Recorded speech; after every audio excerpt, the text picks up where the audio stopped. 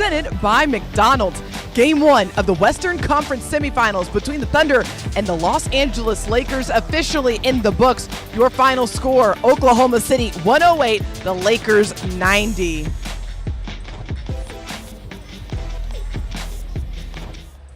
Hey everybody, welcome back inside of Paycom Center. I'm Paris Lawson alongside a very familiar face in Royce Young, and we got a special guest joining us here today. How about the Thunder's very own Michael Cage, one of the voices on our Thunder broadcast throughout the season. Just right off the top, I just want to go down the line here, get everyone's thoughts on how the Thunder came out in this game, given the fact that this is their first game in 8 days. A very long layoff, but they're no stranger to this. Yeah, it was an interesting game, and, it really just the way that the Lakers approached it. I can't wait to hear your thoughts about it, Mike, because, boy, they really threw the kitchen sink at Shai Gilgeous-Alexander. They did everything they could do to deny him the ball. Marcus Smart played him with extreme physicality up and down the court. And the Thunder really kind of had to solve problems as they went along, and some uncharacteristic turnovers from Shai as he kind of dealt with some of that pressure. Maybe what you're talking about, Paris, some of the time off, that's something that they can really sharpen up. But overall, to me, the Thunder just did a great job of executing kind of throughout the game and really kind of enduring what the Lakers were throwing at them. What did you see from OKC tonight, Mike? Well, you're starting a series, second round, and it's always a challenge because this is a little bit different than Phoenix. Yeah. You got Dillon Brooks, Pitbull on defense, Marcus Smart, Pitbull on defense. Pretty much same kind of guys, but they play it differently. The Lakers' different strategy. They just said, look, we're just going to, like you said, Royce, we're just going to take the ball out of his hand. We're not going to let him, be a factor. And that's where that depth came in. The moment, the Thunder are really smart. I thought they played timely basketball. They let the Lakers kind of have that good start, that good first half, and then they kind of started whittling away at it, almost like a wood chipper, just wearing them down with the balance up from the bench, guys coming off the bench. I thought it was a good first game for the Thunder in terms of how a team is going to play them probably for the rest of the series. I thought it was a really good example of something that we've heard from Coach Daigneault all season long, and especially in the postgame, that game one is really the baseline for this team, and being able to respond to everything that the Lakers threw at them in this game, a really good sign that they're adaptable and they're willing to learn throughout this series. Now, one player who really showed out big time, Chet Holmgren. I'm going to let you start with this one, Mike. The big man wants to talk about the big man, 24 and 12. What'd you see from him? Well, he was Stretch Armstrong tonight. Yeah, I was waiting for it. I had to throw that out there because he gave me that Stretch Armstrong, little figure at the end of the season. So I'm gonna. That's a great. Thanks for letting me start with Chet. I thought his cool and calmness for how he scored his buckets tonight was really important. Yeah. He kind of set the tone because we saw the defensive focus by the Lakers being on Shai. That's how the Thunder have been built. Somebody always steps up. I thought he hit the threes. He posted up. He got really timely blocks. I mean, just doing the thing that Chet does that we've seen all season long that's now transpired into the second round of the playoffs. What was interesting, Mike, is kind of the way that Chet played out throughout this game is so much of it was interior focus. He was dominant, really dunking the basketball, getting inside. He was great on the offensive glass as well. But, when teams really kind of throw that type of coverage at Shai, it really requires other players to make out of it, because a lot of times now that the Thunder can suddenly kind of play 3-on-2 or 4-on-3 in those situations. And so a guy like Chet is often the beneficiary of that. And he set a great tone. I think it's a great call of really kind of, because it's going to be different players throughout the game. Jared McCain had his moment. A.J. Mitchell had a couple of great moments as the Lakers really kind of focused on Shai. But Chet, I thought, really kind of softened that defensive coverage a little bit early on, because it was like he's getting the easy stuff at the rim, which is a lot different than open threes. Royce, I want to get your opinion, because we've chronicled Chet's entire career in the NBA. The growth that we have seen from him over his relatively short NBA career, for him to look as comfortable as he does in moments like this in the Western Conference semifinals against a team like the Lakers with all the size that they do have. I mean, what can you just put into context the growth that we've seen from him? Yeah, and I'll rewind back to that Phoenix series as well, where there was a lot of cross-matching going on, and Chet had smaller players on. To me, that's a big area of improvement. And, as a big man, I'm sure Mike can tell us more about it, but getting comfortable with those players that are smaller than you and shooting over the top of them. Yeah. I think that's something that Chet has really improved on versus the player that he was last year. That's something he told me in the film room, is that that's a great thing about the postseason, is that you get tested so much throughout a series. It really tells you these are the things I need to get better at, because these are the things other teams think I'm not good at. So this is the way that they're game planning me. And I think an area that Chet really focused on was getting more comfortable taking advantage of that size mismatch. Well, his growth is really, I'm not surprised by what we saw tonight. Yeah. I think his consistency that he's shown all season long, first series against the Suns, and then tonight, really establishing himself once again. I mean, he's not afraid of the big moment. He understands how to play off a dynamic player like Shea, which I think is really important. We can talk about A.J. Mitchell that as well, and McCain. His first year up at bat. I'm really impressed, because I think that he's got the confidence now that he's not afraid of any kind of situation out there, whether they're behind, up, they need a bucket, they need a block. I think his IQ for the game, hey, you've done a lot of stories with that guy. That's been my cheat sheet all season long, and I love those things, when you're talking with these guys, especially with Chet, because he has such a cerebral approach, to the game, being so massive out there on the floor. I mean, as a rebounding champion yourself, I just want to get your opinion on his effort on the glass tonight, because the Thunder, I'm looking at this right now, they outscored the Lakers 21-11 in second chance points. The offensive glass was huge in this one, and Chet, with 12 boards of his own, what'd you see from him on the glass? Well, I just thought he was in the right place, just really not getting out of the area where he couldn't get the rebounds. Yeah. I think that when you're talking about rebounding the basketball, you got to be in a position to get it when that shot goes up. Lakers were taking threes. They were not making them early. When those balls came off, he was right there. I thought that big tip in toward the end of the game. Great call. It was just one of those things that just kind of closed the door to your advantage of what he was talking about, his rebounding, the 12. And they were 12 big rebounds. It wasn't like sometimes Michael Cage when he got 30 rebounds. Maybe 10 of them were like, the guy just nudged me, lost it. No. They were 12 big rebounds for Chet tonight. Great stuff from Chet, and great insight from our very own rebounding champion, Michael Cage. Thanks so much for joining us as always, Mike. We appreciate you. And for now, we're going to send you over to the press room, because Thunder head coach Mark Daigneault is at the podium. Let's listen in.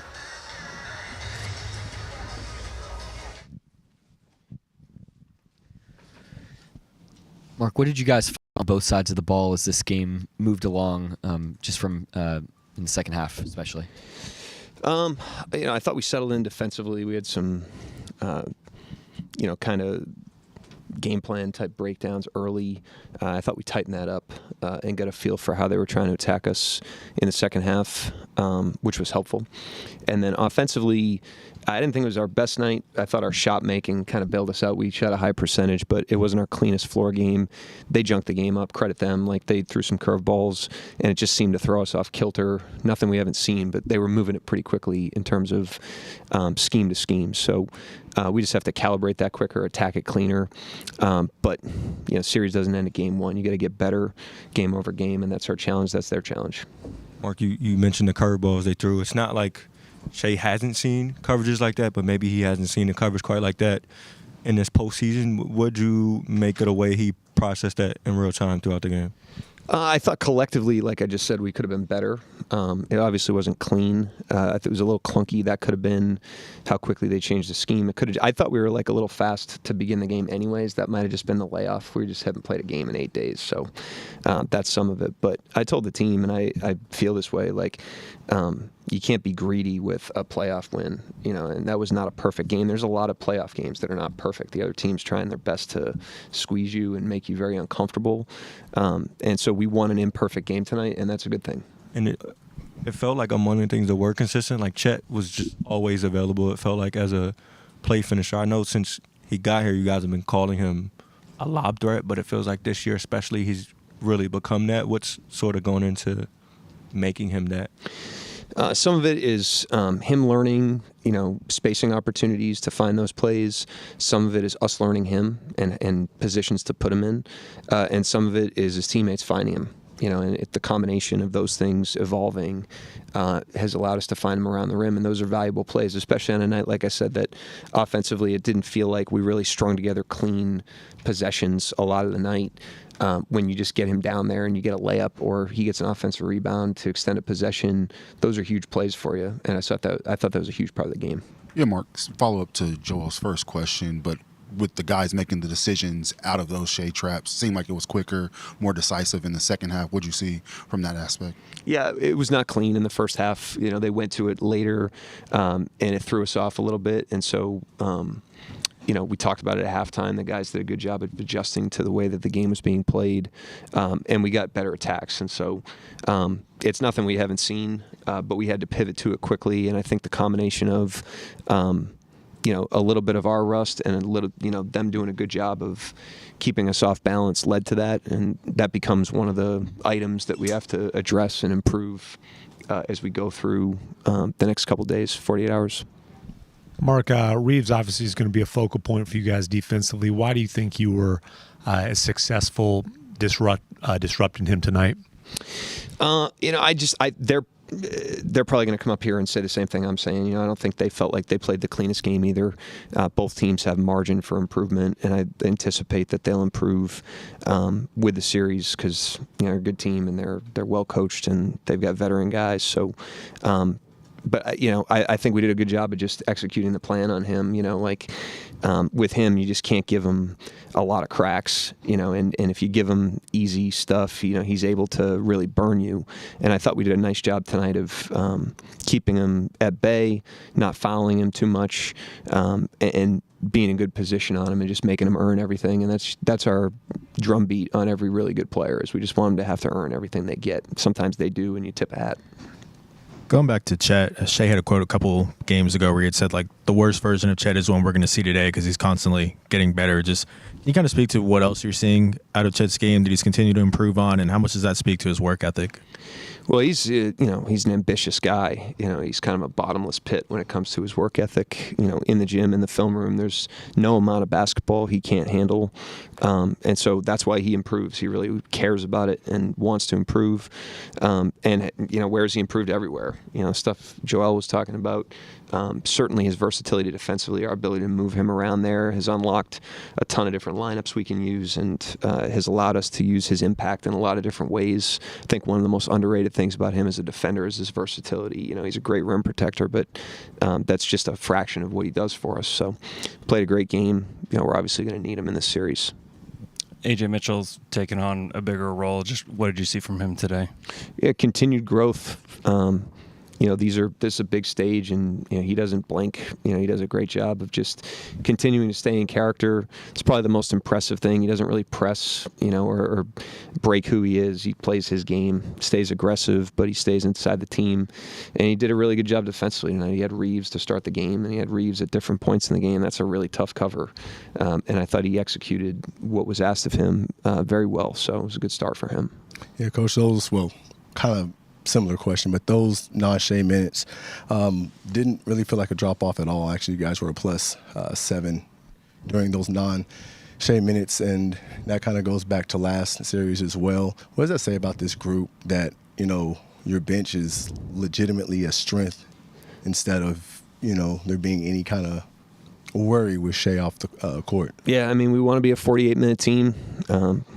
We try to be a 48-minute team every night. I thought that group to start the second gave us some breathing room. They went in the game, increased the pace of the game with the way we played on offense using Wiggins and McCain. AJ helped us do that. And then to start the fourth, that group really opened the game up, and gave us a cushion with the way that they started. And the Lakers I think they had their starting lineup out there or close, so those were quality minutes out of that group. We're going to need everybody. We're going to need every minute. Yeah, Mark, in conjunction with that, McCain gave you a lift with back-to-back threes and I think another one later. Was the game plan to use him in certain situations, or was it a flow of the game decision to go with him? My goal going into the game was to get all 11 guys out there on the first half and just get everybody's feet wet in the series. We're going to need everybody, and I say that, and we got to, I try to back it up. We tell those guys to stay ready, and we mean it. And so he went in Game 3 of Phoenix and was super aggressive. It was impressive, just to come in cold like that and to have his foot on the gas. Wiggins was the same way in Game 4. Those guys did a great job, in those minutes, and so they've earned the opportunity to touch the floor. And we thought, potentially with the way we were going to get guarded, we didn't know exactly what they'd do, but we thought having those guys out there from a gravity standpoint might be able to help us. McCain seems like he's always aggressive. Is that close to true? It seems it to me. I haven't known him that long, but he just keeps chucking the ball up there. So. Staying with McCain, I was actually going to ask about that. Game 3, you mentioned that AJ's not shy, and McCain, you just talked about the shots that he got off. What does it say about him that he's sort of ready and prepared? You always talk about being ready, but ready for a moment that he hasn't been in before of a playoff environment. He's a confident guy. He's a hard worker. Does a lot of invisible work. And I also think it speaks to our team. I think that's a kind of an underrated thing with a situation like that, where it's a new player who's super aggressive, and the team puts the wind at his back. They encourage him to be aggressive. They encourage him to be who he is, and it allows him to feel comfortable and confident inside of our environment. And so it's a huge credit to Jared, but I also think it's a credit to the team that guys like him and AJ that are young players trying to establish themselves, they're not looking over their shoulder with their teammates, and that you have no idea how far that goes. You talked about the group being together a little bit. They've seen some things. Tonight's game could be frustrating every time you're about to break it open, turn over something like that, but they kind of stayed with it until they finally got a little breathing room. Yeah, we stuck with the game tonight. Like I said, it was an imperfect win. But, the playoffs, a 7-game series is a long time. It's 2 weeks, and it's a lot of basketball. It's a lot of minutes. It's a lot of possessions. And so you're not going to stay in like a perpetual state of perfect basketball. You have a really good opponent that's trying to make you really uncomfortable and pick all your scabs, and you got to be able to play imperfect basketball. You got to be able to play through the ups and downs of the game, and this team's done a great job of staying present. I thought we did that again tonight.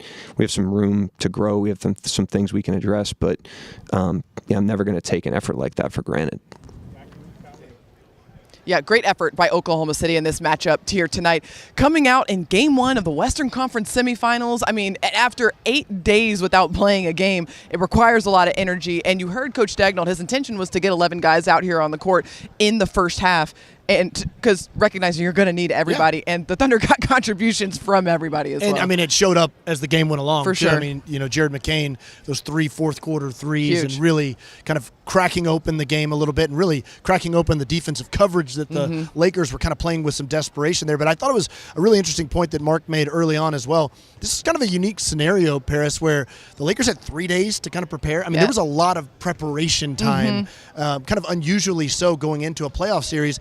And I think that really showed up early in this game. I think so too. The way both teams, especially the Lakers, really kind of tried to throw different number of curveballs at the Thunder, because they were switching their schemes very quickly. They didn't play as much zone as I really kind of anticipated they would, but top blocking Shea, picking him up, all the different types of ways that they tried to kind of grind the game down, I thought was very interesting. And so it'll be interesting to watch over the next 48 hours how maybe that changes a little bit and evolves as the series goes along. Well, speaking of Shea Gilgeous-Alexander, how about this? He just sat down at the podium, so let's get you back over to the press room so we can listen in. Shea, you guys held them to 37 in the second half.